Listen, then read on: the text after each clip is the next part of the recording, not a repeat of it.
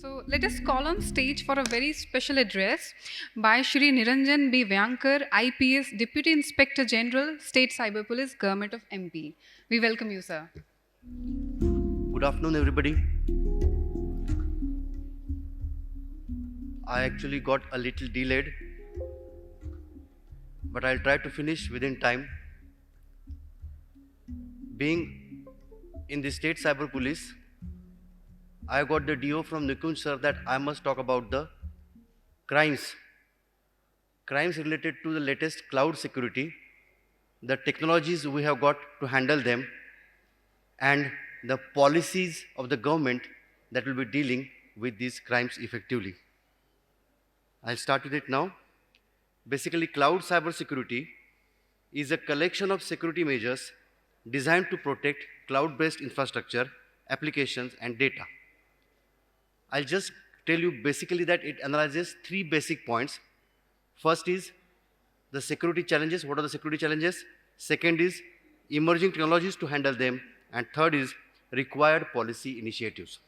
The security challenges in cloud computing, there are, technically speaking, 4 security challenges. One is data theft. Second is insecure APIs. As one speaker just referred that when they are serving to some particular agency, that agency's problems can affect the cyber security of your entire system. Insecure APIs is basic problem there. That is application programming interfaces. Then third is user account hijacking, and fourth is changing service provider. All these are technical terms. I'll just explain them fast one by one. First is unprotected data, that is data theft. Data theft in cloud computing, the basic problem in cloud computing is that in cloud computing, we don't have a data server, we don't have a data manager also. Here, our sensitive data is not personally secured by the data manager as it is stored on clouds. On clouds means you don't know where it is stored. It is not stored on any particular site. That is in the hands of somebody else. And we don't have full control over our database. So the security of cloud service is broken by hackers, then it is possible that the hackers will get access to our sensitive data or personal files. Hence, the data theft is one of the security issues faced by cloud computing. I'll just give you 2 examples which I handled here. First is on 27th of December 2022, Indian Railways massive passenger data, cloud data, was hacked. Official site, it was kept on sale for the dark web. Indian Railways website is one of the major Government of India websites. It was hacked and its data was stolen and put on the dark web for sale. As Indian Railways, there is same thing about the COVID-19 data also. You all know that COVID-19 is a big problem in our society today. As the speaker also mentioned that about the pandemic, this COVID-19 details of about 81.5 crore Indians registers with the Indian Council of Medical Research. I hope the doctor sir will tolerate me. It was ICMR, Indian Council of Medical Research database was hacked, and the 81.5 crore Indian passengers, Indian patients data was kept on dark web for sale. These 2 examples of data theft are there. Now we'll go to the second theft. Second is insecure APIs. API is a technical term, basically application programming interfaces. Basically, application programming interfaces is when you are dealing with any particular site, you are not aware about that site.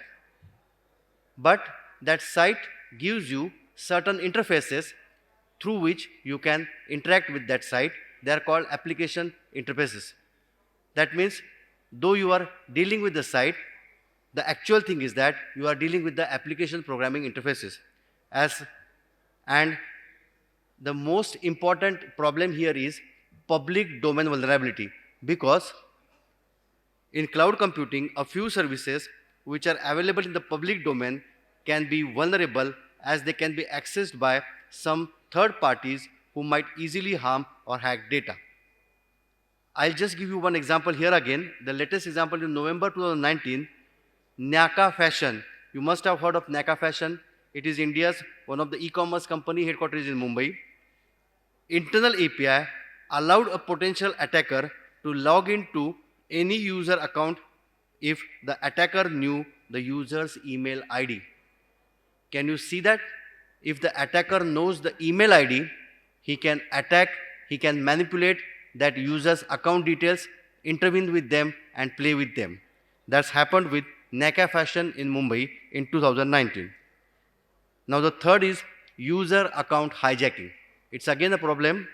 User account hijacking. Hijacking, as you all know, but once anybody's account is hijacked, stolen, password is stolen, and the operator, the culprit is working on it. About hijacking, the most serious security issue in the cloud jumping, if somehow account of user of an organization is hijacked by a hacker, then the hacker has full authority to perform the unauthorized challenges. Just now you referred to the Chinese activities in the earlier speech. Exactly that's what happened with Indian sites by China. In 2019, Chinese hackers have hijacked the healthcare account. I'm lucky to have the speech from health industry here. The health industry is badly affected by Chinese hackers. So the healthcare, the National Institute of Health, nothing else but the Indian main health organization, National Institute of Health, was hacked by China. They have stolen information about 68 lakh patients and doctors from the Indian healthcare website. Next is, fourth is changing service provider. Now it's a little technical issue. Cloud service provider is basically a third company that manages cloud-based platform, infrastructure, application, and storage devices for you. Now, much like a homeowner would pay for a utility such as electricity or water, companies typically have to pay only the amount of cloud services they use from the service provider. The top cloud service providers in India are, as already mentioned, the AWS, Amazon Web Services, Microsoft Azure, and Google Cloud Platform, GCP. Now, what happens is that if you plan to shift from one GPS to another GPS cloud service provider, your data needs to be transformed completely from one cloud to the other cloud, which is a very technical and detailed process, and it can happen while doing this process, technical details can naturally come up and disturb your data. Flipkart, I'll give you one example. Flipkart, the Indian e-commerce giant, switched from AWS, that is Amazon Web Services, to GCP, that is Google Cloud Platform. They decided to shift the cloud from AWS to GCP, and they tried to shift it, and they were shifted successfully. There are cloud migration consulting services. It is actually, as it is a very technically detailed issue, the businesses have utilized it for their business also. Whenever you want to shift from one cloud to other, the services required are provided by cloud migration consulting services that have helped organizations successfully move to cloud and overcome mitigation challenges effectively. Now, we have already looked for all the four basic problems, and now we'll go to the emerging technologies which are used for cloud protection. The emerging technologies in cloud security are, they are latest technologies: homomorphic encryption, HME, IoT security, that is Internet of Things security, blockchain technology, and fourth is, as earlier mentioned, AI, artificial intelligence. These are all technical terms. I'll explain. I have less time. I'll just explain fast them to you and we'll proceed. The first is homomorphic encryption. Homomorphic encryption is a form of encryption that allows server to do operations on encrypted data. In normal servers, you might be aware that the encrypted data needs to be decrypted before performing any operations. But in homomorphic encryption, your data is kept encrypted and server is allowed to operate function on it. This allows only first thing. And second thing is that this homomorphic encryption allows you to keep large amount of data encrypted and only decrypt the required amount of data so that your data is not exposed to the general world immediately. This makes homomorphic encryption indispensable in scenarios involving sensitive data. The COVID pandemic resulted in massive increase in the work from home cases. Access to both the business data and business communication took the form of remote access as many employees started to work from home. A massive increase in homomorphic encryption is required here. Now, secure electronic voting. You must have heard that we are shifting to electronic voting. This electronic voting, making it secure, HME is used by Government of India there. Second is IoT, that is Internet of Things security. At present, explosion of IoT devices is there, but at the same time, explosion of cybersecurity vulnerability is also there. As mentioned by the speaker earlier, the things that are connected to the cloud might be secure, might not be secure. So, the Internet of Things security is required, and as a result, they offer a way in to cloud attacks. The cloud is connected to a particular Internet of Things. You have given cloud security, but that thing is not secure, so that thing is providing a way into attacker into the cloud. Third is blockchain technology. Blockchain technology is basically, I'll just tell you what is the difference between traditional technology and blockchain technology. Traditional storage is basically data is kept in the centralized servers. The servers are located and centralized, which makes them, because the servers are identified, it makes them more vulnerable for the attack.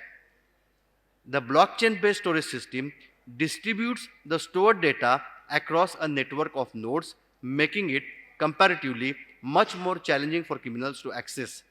Because the data is not kept in the central server like normal fashion, in blockchain technologies, it is kept in various nodes which are known to hacker, not known to hacker, but then you have to manipulate every node required for data manipulation.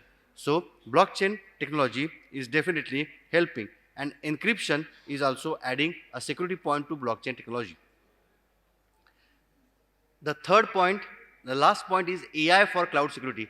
The people have already mentioned about artificial intelligence. Artificial intelligence is definitely emerging as a major tool for powerful protection of cloud security. AI can help in automate threat detection, improve the accuracy of analytics, and enable predictive maintenance across distributed cloud networks. The calculation of this expected threat by AI, and that's how the AI helps you in calculating the expected threat. By calculating the expected threat to AI, you can manage that threat and try to maintain your security. I was told by Nikunj sir that I must talk about the required policy innovations. Being a government officer, sir told me that I must talk about the required policy innovations. So I have just kept my last topic about required policy innovations here. The government organizations have already faced over 1 lakh cybersecurity incidents this year, while financial institutions saw more than 4 lakh incidents. So the policy innovations in using emerging technologies effectively should be like this. First is, there should be a policy of migration from desk office to migration to e-office. You must convert your office from normal desk office to e-office. E-office is basically creating the digital file management system That is, you can't handle table files, you have to handle the digital files. Prevent downtime and reduce ongoing computer costs. Then second point in policy innovation required is you require a digital locker creation and management. That is, like your files you store on table files you store in the cupboard, in this kind of digital offices, you have to store your files in the digital lockers. You have to create a digital locker for these files and store them, and your policy must incorporate the creation of digital file storage facilities and their management. The third policy step you must take is e-government platform creation. That is, you must design, create and ensure an e-government platform which will interact with the citizens of India so that your services are accessible to them without any problem. Creation of local data centers and citizen-facing applications. As I told you that for interacting with the citizens, you just don't have to centralize your system, you must create that it locally also. So creation of local data centers and citizen-facing applications is required for that. And the last step in cloud security, as already mentioned by speakers, is digital highways. It is the latest step that Government of India has decided to take in cloud security, digital security. Digital highways, cloud security. I'll tell you that National Highways Logistic Management Limited, NHLML, it is basically a subsidiary of NHAI, that is National Highway Authority of India, plans to develop around 10,000 kilometers of optic fiber cables, OFC, infrastructure across the national highways of India by the end of the year 2024-25.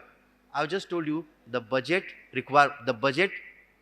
given, facilities given to them, and the policy is that now the OFC, optical fiber cables, along the national highways will be created by NHAI, that is NHLML.